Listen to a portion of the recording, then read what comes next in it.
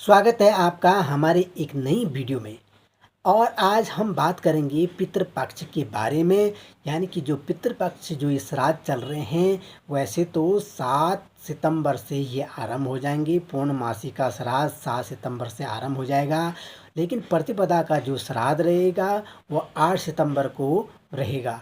और सर्वपितृ अमावस पितृ विसर्जन की बात करें तो 21 तारीख को सर्वपितृ अमावस पितृ विसर्जन होगा। इन 16 दिनों में पितरों के निमित्त जो भी तर्पण किया जाएगा, दान पुण्य किया जाएगा, वो अत्यधिक लाभदायी फलदायी होता है। यानी कि वो दान हमेशा अक्षय फल की प्राप्ति प्रदान करता है।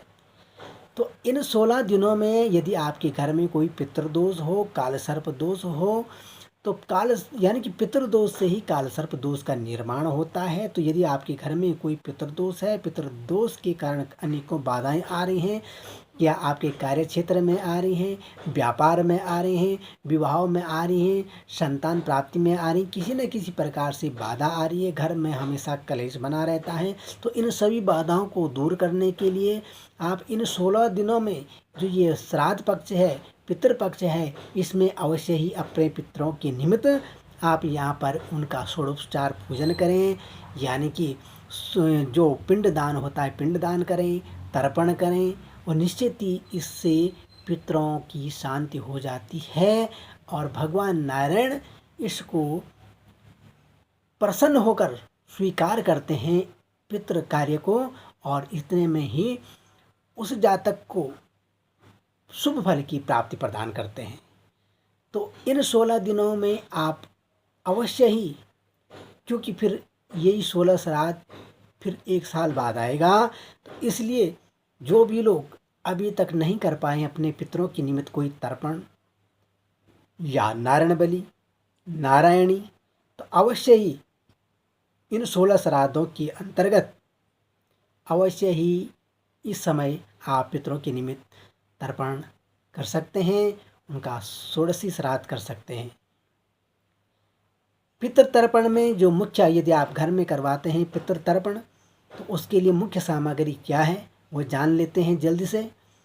सर्वप्रथम आपको कच्चा दूध रखना है। गाय का दूध सर्वश्रेष्ठ माना गया है, गाय का ही दूध सर्वश्रेष्ठ पितृ कार्य में माना गया है। तो आप कच्चा दूध पितरों के निमित्त निकाल के रखें। शहद रखें, घी, कुसा, तिल, श्वेत पुष्प, तुलसी दल,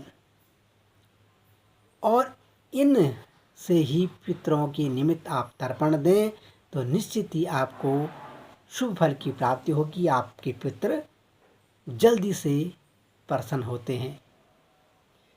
फिर पितृ तर्पण के बाद गौ बलि, श्वान बलि, काक बलि अवश्य दें।